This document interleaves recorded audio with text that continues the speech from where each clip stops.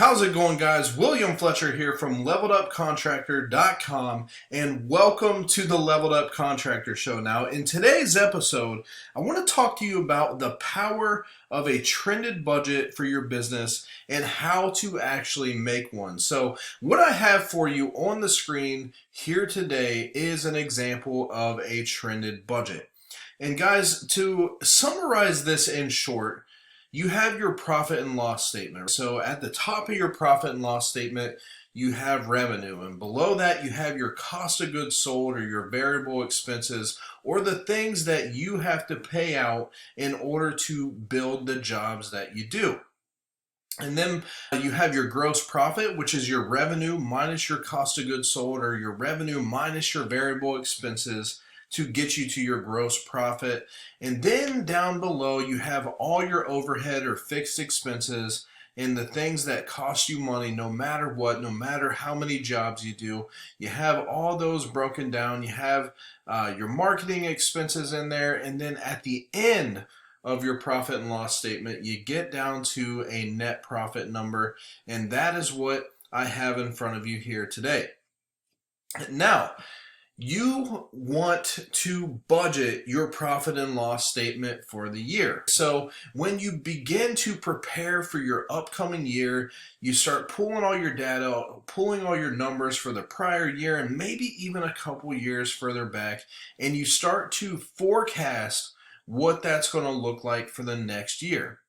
And when a lot of companies do this, if they do this, first of all, I'm proud of them, because a lot of companies don't do this at all, and they're just shooting in the dark. They don't build a plan. They don't build a map for where they're trying to be. And at the end of the year, they end with whatever happened in their business, and they weren't intentional about what they wanted to accomplish, and they just get what they get. So first of all, if you're building any kind of budget, especially a budget for your profit and loss, I commend you, right? You're doing the right thing.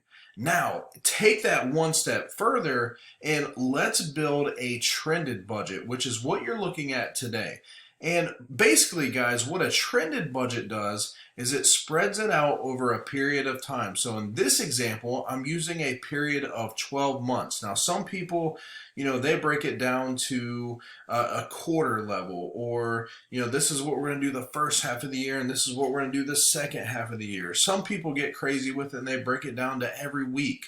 So it depends on how you want to do it, but I find one of the best ways to do it is at a month level. Sometimes a quarter can be too far out, but the weekly stuff can be too crazy for a lot of these numbers when it comes to a budgeting perspective. So I like to have a month number.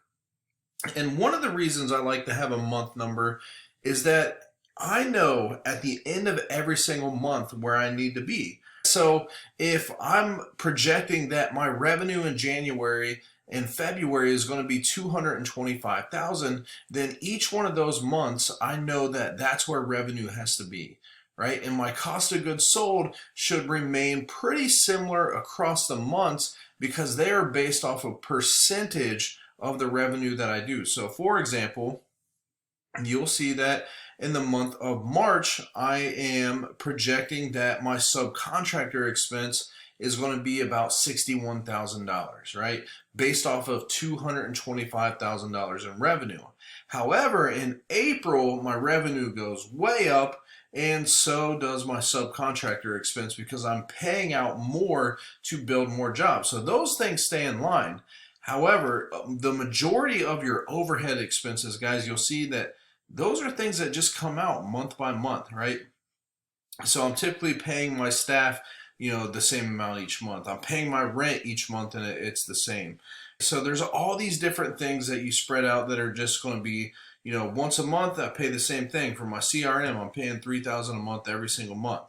My recruiting and hiring, I'm spending $800 every single month on recruiting and hiring. Now, with a lot of these categories, you can also say, hey, in Q1, we're having a big push. We're trying to bring on a bunch of new sales reps so that in the spring, we're ready to rock and roll. We're ready to go. So we could say that for the year, we're spending about $10,000 in recruiting, but we're going to front load that all to the first quarter. And maybe you put all that $10,000 just in January and February instead of spreading it out over 12 months.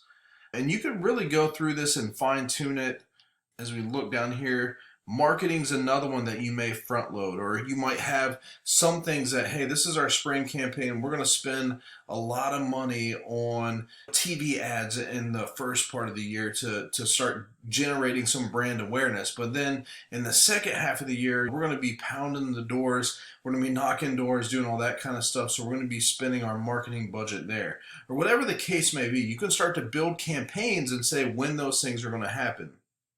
And as you go through this, guys, you want to look at how you've done in prior years, especially on revenue. Is your business seasonality? In the area that I'm in, January and February are typically our slower months of the year. March, we start to pick up. April, we typically have a massive month. And then May, we slow down because we're building all the stuff that we sold in April. And then we have a pretty steady run from June to about October. Still have a decent November. And then December, it starts to slow down again and you kind of repeat over. So you can plan for those things. And here's a key to this, guys. Look down here as I slide down to the bottom. Now, if I just look at the total column, I'm saying, hey, in this example business, they're going to do about 4.5 million in revenue, about 1.3 in gross profit, and I slide down to the net profit. They're going to do about $523,000 in net profit. Pretty cool, right? However, you can see that the bulk of the profit actually happens during the summer months. So they're making it all really in these 3 months, or actually, I'm sorry, these 1, 2, 3, 4, 5 months, and the rest of the months they're actually losing money. And most people don't get that because they're just looking at, the big picture. Hey, if I do 4.5, I'm going to come out about, 520,000 in net profit. And that's all they're looking at. And where it gets them in the bind is they're not looking at this at a month by month perspective and realizing that, hey, in January, February, March, and maybe December, I really got to pay attention to my cash flow and be careful. That's not the months to be spending a bunch of money on stuff that you don't absolutely need at the time, because those are going to be your low cash flow months. And it shows right here in your net profit that you're going to be, actually losing money if you're spending this amount. Now, you could adjust these around. Maybe you drop some things, during your slower months, so you're still making a profit, however you want to lay it out. But at the end of the day, you're going to come out here if you follow this plan. I know that if I stick to this plan every single month, this is where I'm going to end up. And guys, I realize it's not as easy as that, right? I'm not going to say that, I'm going to spend, $67,000 on materials in January. Now you might, right? And that's the idea. You're probably going to come somewhere close to there, but it's going to fluctuate a little bit. So obviously you're never going to make the perfect budget. But the key is you're being intentional about it. You know where you need to be at the end of January. You know where you need to be in April and every quarter.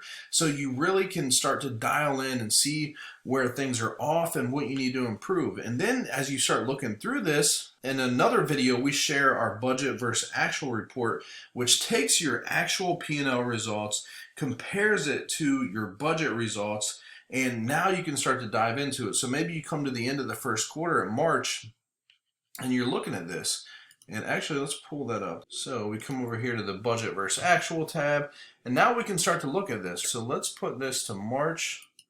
Say we're looking at March, let that load and change, and I can go over to my year-to-date column here and start looking at this, and I start saying, okay, well, through March, we said we wanted to be at $675,000. We're actually ahead of the curve at $753,000. So right on, we nailed our revenue target. We're actually ahead of pace at the end of quarter one.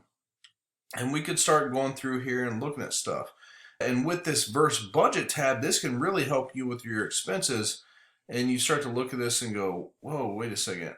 Okay, we were way under budget there. Okay. Oh man, what happened in sales commissions? Why did we pay $7,800 more than we expected to? Well, it's probably because we sold more. So that's a good thing. So then I start looking through here and seeing anything that stands out. I can look at my categories and let's see, let's look at this here. So my fixed expenses. We kept those under control, so we came in at 133 and we projected 148. So again, this is a great budget. We're actually ahead of schedule. We're $15,000, almost $16,000 under where we said we needed to be to hit our profit goal. So that's pretty cool. And you could go through these one by one and be like, whoa, wait a second. We only budgeted $1,500 for training and development, but we spent $2,645. So now you could dive into that and say, whoa, why'd we overspend here? Who approved that, right? So you can really start to dissect it. And when you break it down by month and you have your budget by month, then you can say where you're going to be at every single month, so you can do stuff like this. So if I wanted to say we get to end of Q2 and I got all my numbers in there, I update that. And I'm looking at this and saying, okay, we wanted to be at 2.2 and we're at 2.3. Again, we're 71,000 ahead of budget. That is awesome. Looks like we're trending low on a lot of our expenses. And then I come to this one, I'm like, whoa, wait a second. Why did we spend $34,000 on this miscellaneous variable expense and we only budgeted about $11,000? What the heck is going on there? So you dive in there and you start getting intentional about your profit, guys. So if you don't have a trended budget for your business, guys, I highly recommend you build one so you can do some cool analysis like this at any point in the year and see if you're on track for your goals. So that does it for this video, guys. Make sure you visit us over at leveledupcontractor.com and we will see you in the next video.